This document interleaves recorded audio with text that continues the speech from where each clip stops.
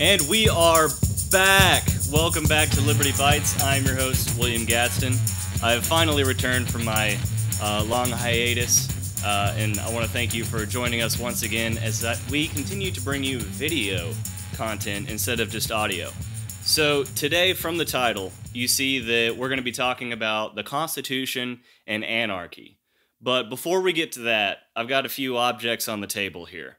So I've got a hammer, I've got a handgun, and I've got a pen. Perhaps most dangerously, for the purpose of this episode, I have a pen.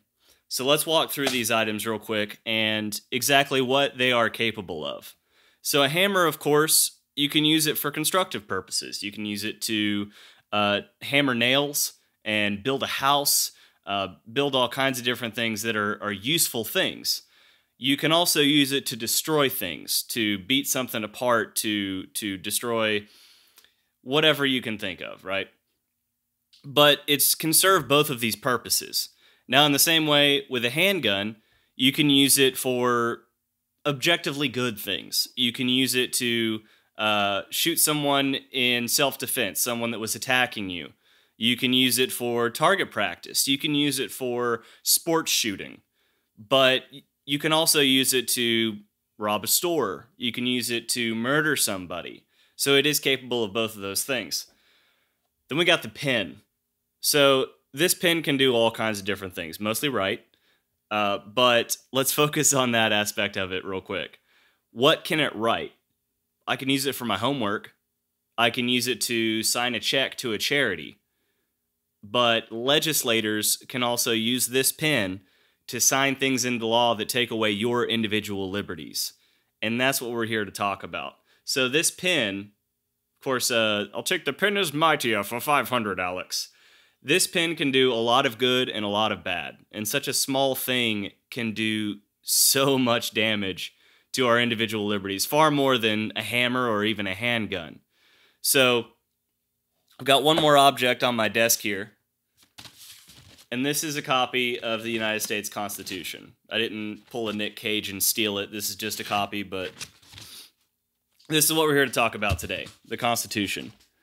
So I've seen a pattern on Facebook nowadays and a lot of other social media outlets where especially anarcho-capitalists are talking about the uselessness of the Constitution and how it hasn't done us any good.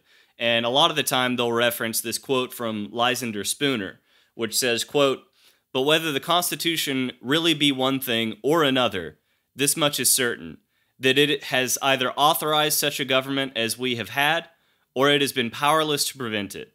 In either case, it is unfit to exist." So let's let that marinate a little bit, right? So what he's saying is that this document, in and of itself, has either created the government that we have that is slowly eroding our individual liberties, or it has at least allowed it to happen. Rather than stopping it or proactively stopping these damaging laws that are being put into practice, it, in a sense, the legislators have punched past it. It wasn't even a roadblock, right? It hasn't done anything to stop it. So, obviously, coming from anarcho-capitalists, this thought process, the logical conclusion is that, well, if something as ostensibly great as the Constitution can't stop the government from trampling on our individual liberties, well, that's just even more reason to get rid of government in the first place, right? But let's bring it back to these tools. Not only do all of these tools have the capability to do great good or great harm, but it also takes someone using that tool to do good or bad, right? So not only are the tools amoral, but they require an outside actor to use them. And only then do they take on the properties and the capabilities of the individual that's using it. So it's not the tool that is doing something good or bad, it's the individual that is using the tool to do something good or bad. Where am I going with all of this, right? So basically what I'm getting at here is this pattern that I see with people kind of being edgy and talking about how the Constitution is useless and it hasn't stopped encroachment of big government. I think that argument in and of itself is a non-starter, simply because at the end of the day, this is just a piece of paper. What is this going to do if we just let it sit there? Nothing. Same with this hammer, with this handgun, with this pen. None of these objects are going to do anything unless someone is using it for a purpose.